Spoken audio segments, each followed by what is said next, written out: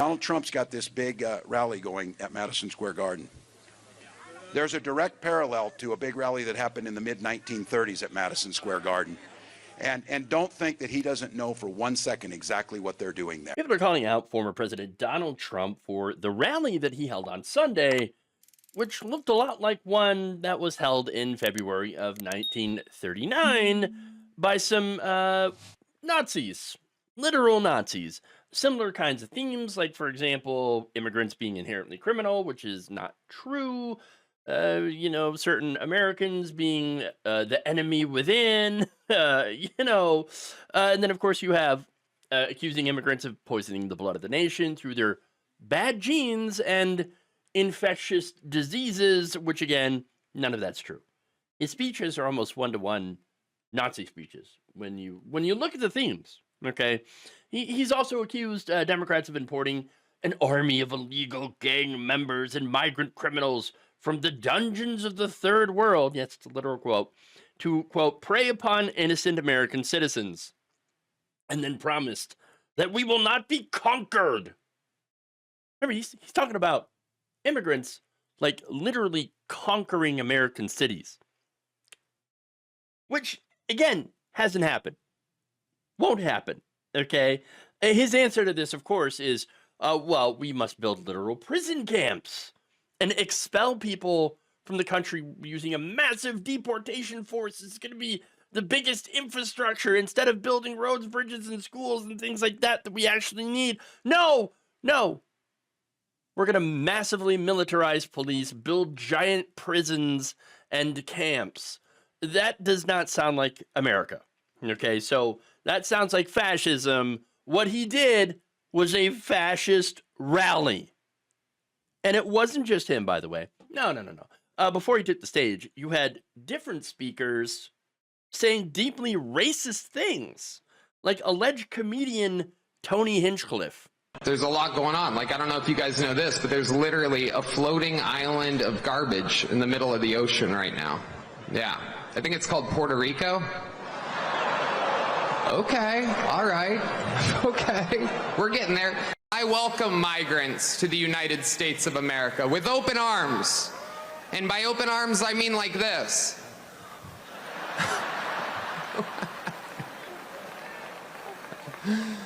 It's wild. And these Latinos, they love making babies too. Just know that.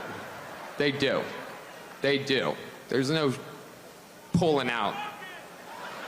They don't do that. They come inside, just like they did to our country.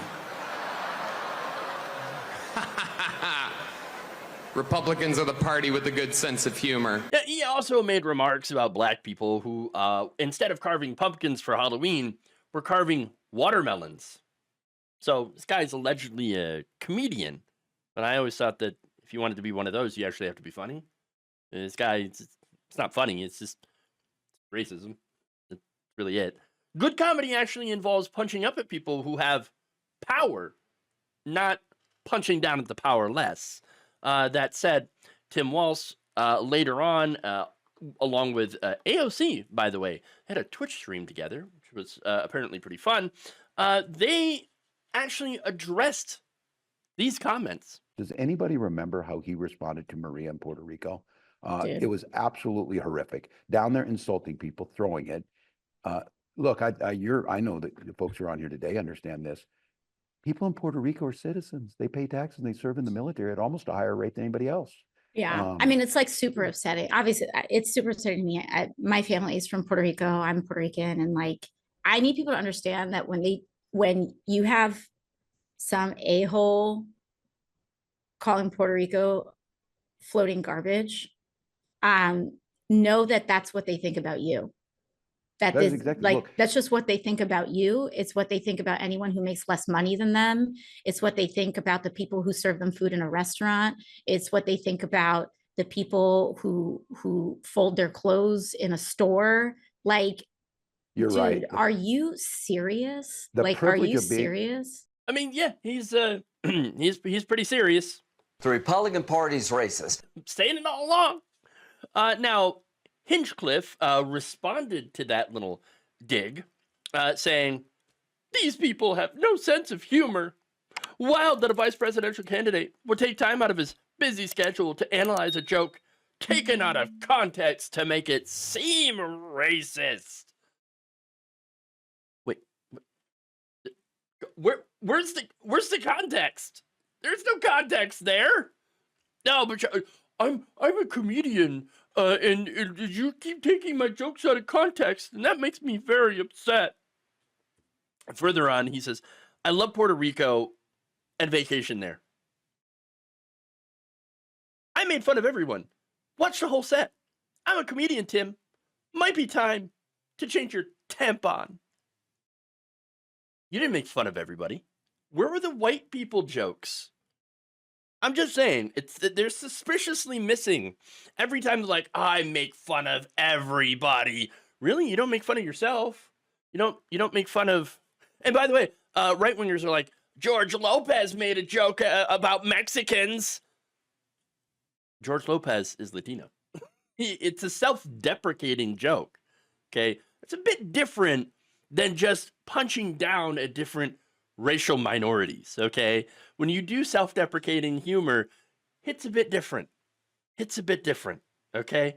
So, look, by the way, if he did self-deprecating humor at fellow white people, something tells me that probably would have went over even less enthusiastically than some of these other supposed jokes, right?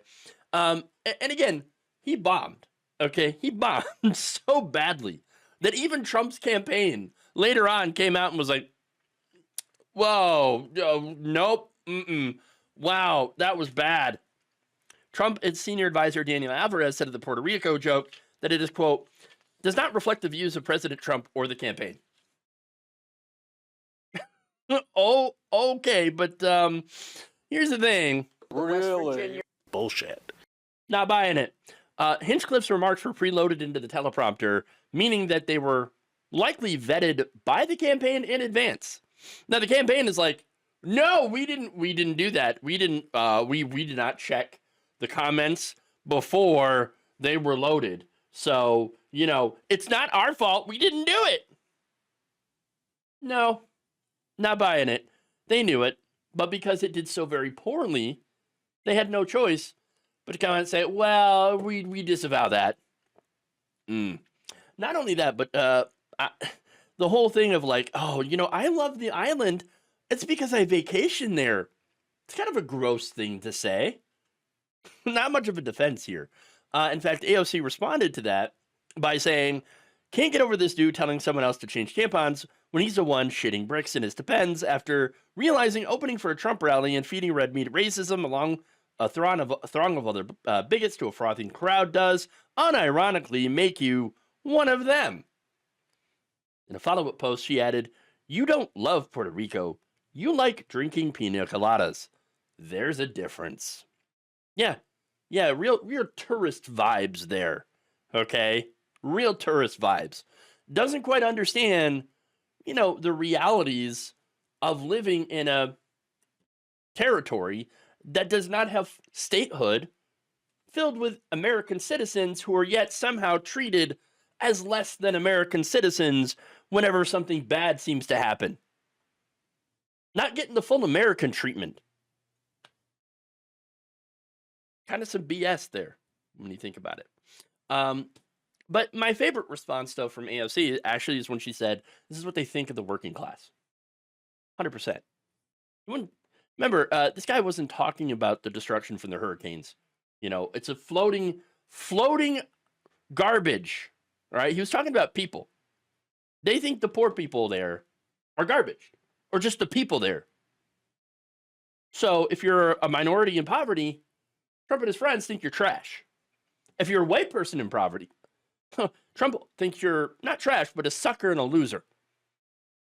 In his worldview, remember, you're either a winner like him, or you're a loser. So remember that when you go to the polls. And I'm hoping that we're going to make Trump a two-time loser. Thank you for watching. If you enjoyed this video, please like, share, subscribe, hit the bell icon in order to get notified whenever a new video is released. And if you want to support independent, progressive media through this difficult time where it seems like everybody is shutting down, you can become a member on our YouTube page, you can become a subscriber on Facebook, or you can go to my Patreon. It's patreon.com/Jeff Waldorf. Thank you.